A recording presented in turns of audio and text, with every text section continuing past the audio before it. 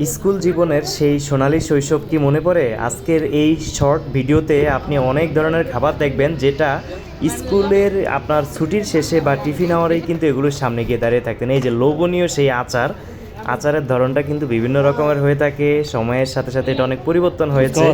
আপনারা কে কীরকম মিস করছেন এই সময়গুলোকে? মুড়ি বানানি, আচার, বিভিন্ন ধরনের যে খাবারগুলো রয়েছে 2 টাকা 5 টাকা দিয়ে আগে আমরা খেতাম, সেগুলো যদিও এখন 10 টাকার নিচে কিছু পাওয়া মুশকিল।